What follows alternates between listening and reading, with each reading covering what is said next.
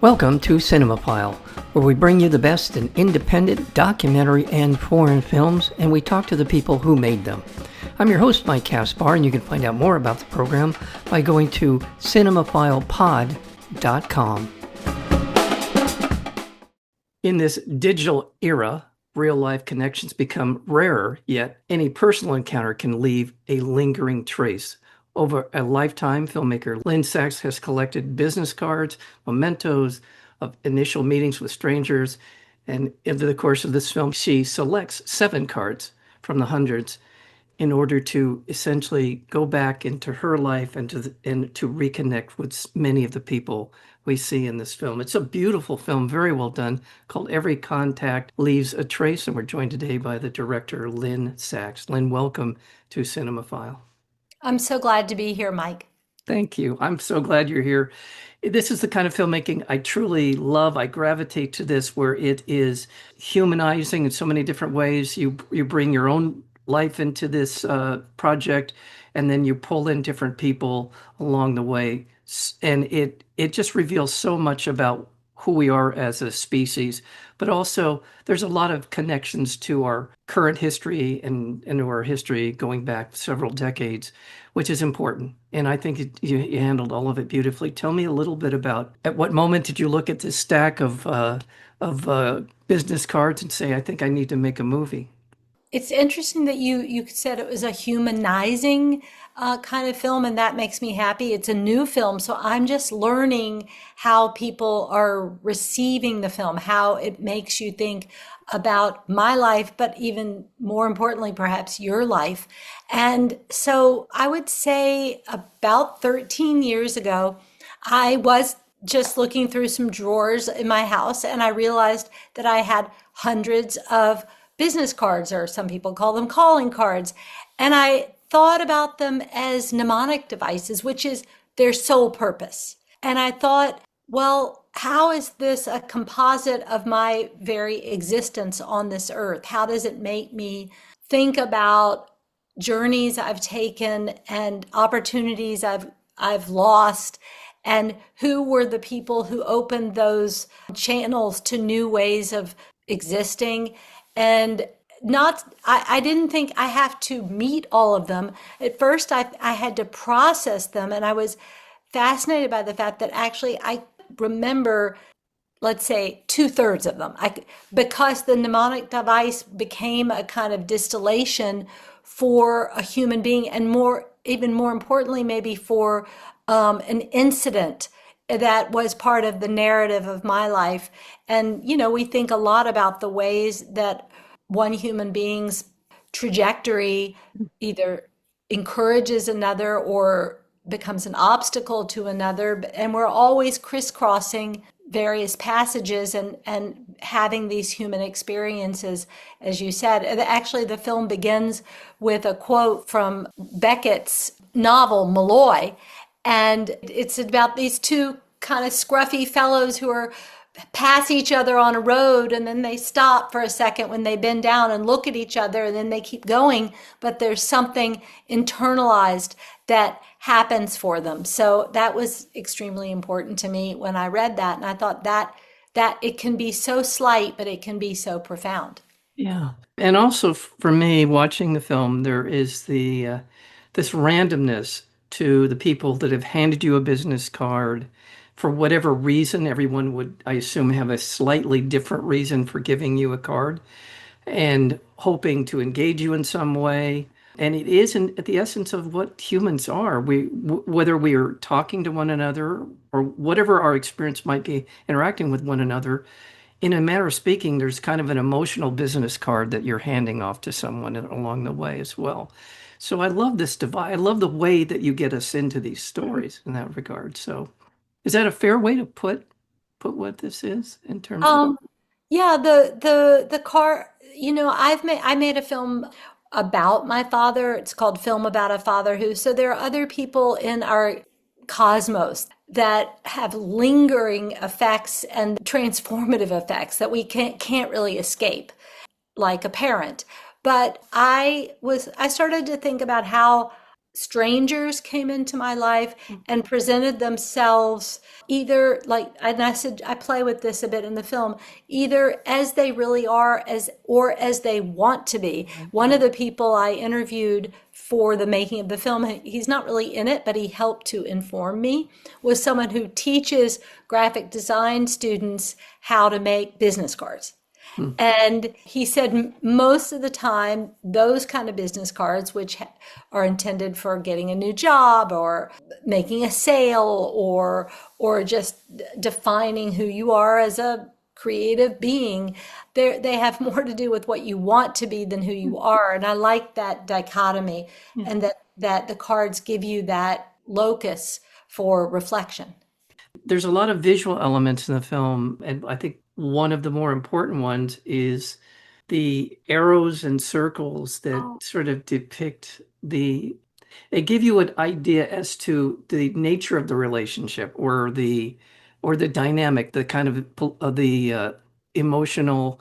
I'm not saying this very well, but there's a dynamic involved in the graphic that sort of introduces us to some of these people. I'm so glad you brought that up because it's a visual thread through the whole Thank film. I you. call them vectors, but they came from my reading, kind of theoretical reading around affect theory, like the way that we are changed in a emotional and visceral way by an interaction with somebody. And I wanted to see if I could encapsulate that with just a few line drawings because I was thinking about again like the idea of different kinds of energy. You meet some people, they have a kind of charisma or they have a kind of gravitas or they have a kind of whimsy, and that energy sort of transfers over to you, and that maybe that's all you get. So I wanted to try to articulate that in the most simple and accessible visual way, and also they work a little bit like drawings you might see in a cave. Yeah. It's not that every person in the film becomes a drawing, it's every encounter becomes a drawing, and then there's the initial encounter, which is my meeting someone in person, but then there's the encounter that exists in sort of like the stage that you carry in your mind, Yeah. the like how you look back at the past and you restage it, but it might not have happened that way. So that was another kind of drawing I wanted to integrate. Yeah, and correct me if I'm wrong, but I remember back in there was a period of time when there was a thing of something in vogue, sort of a psychological perspective on how to view relationships called transactional analysis. And I I had heard remember of the that. little boxes and the circles, and there was little arrows going back and forth between them. And so it just sort of it's not that, but it did sort of remind me of that period of time. I remember when that was a thing, the I'm transactional gonna have to analysis. look that up. Thank you. I did not know about it. Transactional. And Analysis. now, okay, I'm writing it down. Yeah, it was a Oh, book that was, yeah, it was quite the rage for a period of time within, when in that period, that psychological analysis of ourselves, all tried to dig in and figure out who we were and all that kind mhm. of stuff. So, yeah, but anyway, that aside, the people that we get to meet and that we follow, we get into their stories are all very interesting. I guess I'd like to start with Heinrich Heine. Henrik Heine, so the German woman. Yeah, the German woman, yes. Yes. Her actually her name is Angela Hart, but in the film I kind of play with the fact that I don't know how to pronounce her name because I really haven't been in her physical space, very much since the time I met her in the early 90s, all the way until I re-meet her in 2022. And I had seen her one time in between in a film festival. She was probably the first person I had ever had an in-depth conversation with around the Holocaust. And I realized that even if I knew German people, they were not of her age. And it had always been sort of confusing and hard to reckon with what it would have been like to live in Germany, not as a Jewish person, but as just a typical she was a child during World War II. And then what did she remember? What was she told? How did she grow up with that legacy? But I was also interested in how I grew up with the legacy. For example, when I was a kid, we did not call it the Holocaust or the Shoah. We called it World War II or the concentration camps. We knew about all that, but we couldn't even create a whole entity as we do now about what that was. And so she helped me to think about that through a poem by Heinrich Heine, where she talked about the act of wrapping the dead. And then through being with her and thinking about the past, which is what we do, we think about the past, but we transpose it to the present. So it made me think about how the genocide in Gaza is a continuation of a horror that you earlier asked us to think about humanity, and it made me think about that. Well, and I find that interesting because this is not unusual in some sense that here in the United States, we really don't talk about slavery Mhm. as in totality the way that you're describing the Holocaust. We haven't given that a word really. We still continue to talk about it in That is bits. so true. It is so true. We should have a word that brings us nausea or something. It should elicit a reaction appropriate to hundreds of years of enslavement of human beings. But we still talk about it in bits and pieces. And what I was so struck by was and I hope I get this quote right, about regarding the missing Jewish girls, which was, you didn't see the actions, but you saw the results. And that really rings true today to me, very much rings true today, because we now live in at what I've heard being called the golden age of misinformation. It feels like that's going to be more appropriate as we move forward as humans. That And idea. when as a filmmaker, you're sitting there talking to someone and you're recording. I mostly did audio recordings separate from image recordings with her. I that comes from my background in 16 millimeter, where I didn't always shoot sound and image together. So I do that a lot. Mhm. And so when we were just recording sound, she could go to a very deep place. And you hear that phrase, the one you just said, and you said, that's why I traveled all the way from the United States to Germany. I traveled for that. And I think that the Shoah, the 8-hour program that was made by Claude Lanzmann in Belgium in the 80s, they never showed the concentration camps. Right, right. And so, and I think when you are able to harness how powerful absence is, then you are able to see a kind of emptiness you may never have understood before. And she articulated that. It's a powerful moment in the film, and again, something that I'm sure, reflect on many, many more times in my life. There are other people that we get to meet in the film. Jiang Juan, particularly taken by her. There's a lot of dialogue in the film. There's a lot of back and forth between you. There's a therapist involved. There's a lot of back and forth. There's a lot going on in the film, but it keeps coming back to this humanity, this shared humanity, this idea of, what we think and what other people think, and I call it again the randomness of human connection. I just keep, so anything you want to comment on in that regard? I'm Um, so taken by well, it. I'm glad you brought her up. She really was someone I met very briefly in 2014 when I did a tour in China with the China Women's Film Festival, and she was the director. Yeah. And I felt very lucky and very excited to be there. And it was actually a brief period where the country was a bit more opened up. And so these humanitarian groups and feminist groups were able to collaborate and bring artists from overseas. So I was there. But years later, when I found her card, I remembered that she'd had a cough. And I remembered that, yes, I was impressed with her as executive director of this important women's film festival. But what connected to me on a human level was that she was coughing all the time.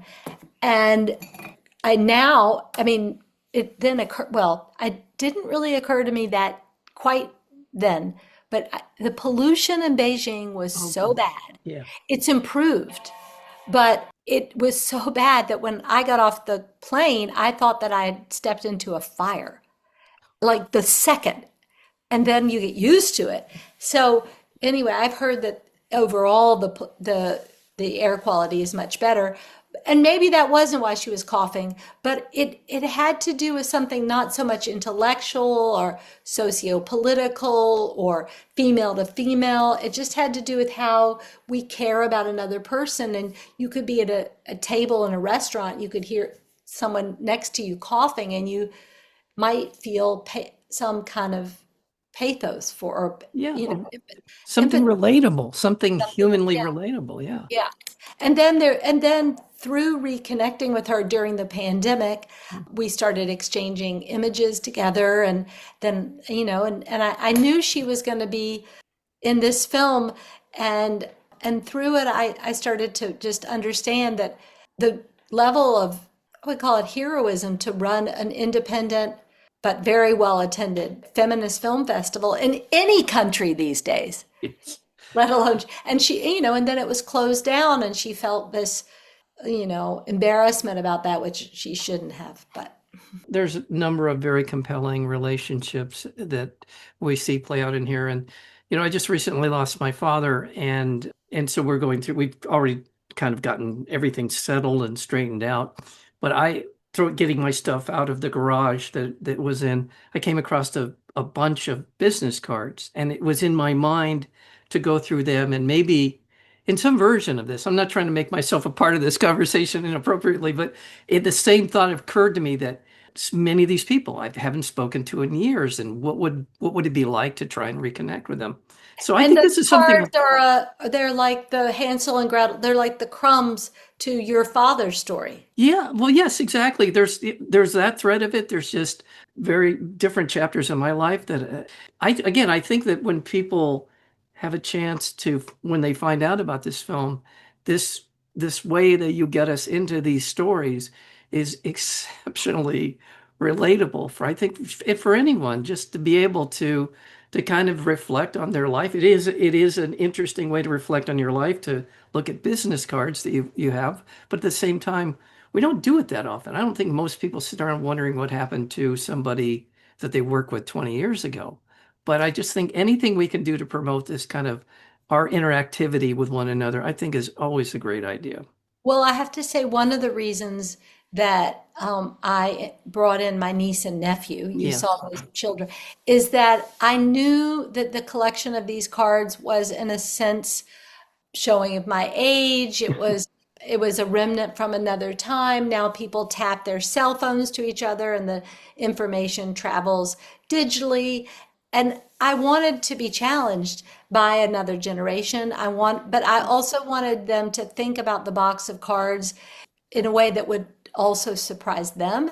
And they just were, I thought, so inventive. They said that I should create a time capsule. They're my chorus. They're the Yes, Greek chorus for the whole film. they are. So they're kind of looking at me a little bit askance and a little bit like bemused, and they say, oh, maybe you should burn them. Or like my niece says, oh, maybe you should create a paper mache with them, and then let them blow into the sky. So there were, or a balloon, like a paper mache using a balloon. There's just all these different ways that they could both be saved or destroyed or held onto in a kind of quasi archival way. Yeah.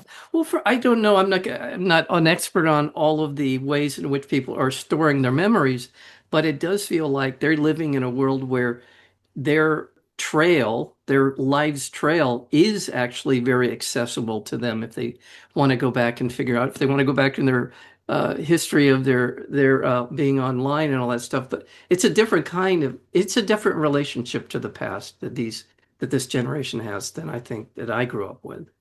Well, I want to let people know every contact leaves a trace.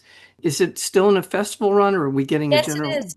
Should I tell you where it's going to be showing in the? Yeah. Please, please, yeah. So this week it's showing at the Maryland Film Festival 2 times in Baltimore, and then it will show in San Francisco at the San Francisco Film Festival on April 29th. Oh, Uh, good.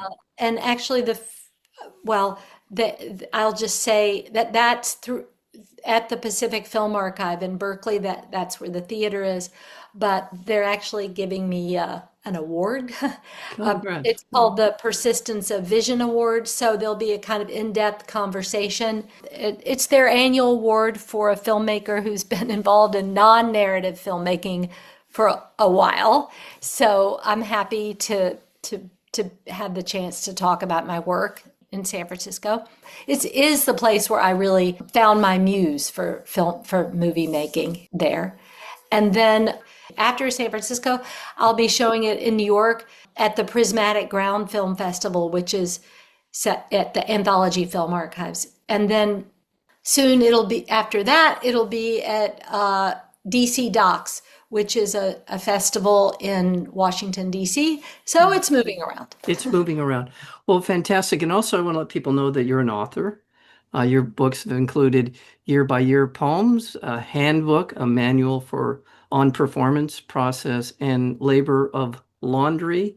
And you're available at Lynne Sachs, that's LYNNESACHS.com to find out more about your work, about what you're doing, what you're up to, and an award-winning filmmaker. And my congratulations. I'm so glad we had a chance to spend some time talking about Every Contact Leaves a Trace. I love the title. I love the concept of what you did for this film, and beautifully executed. So many, many thanks to you, Lynne. Thank you. It means a lot to me that it resonated for you, and it's a gift to have this conversation. So thank you, Mike.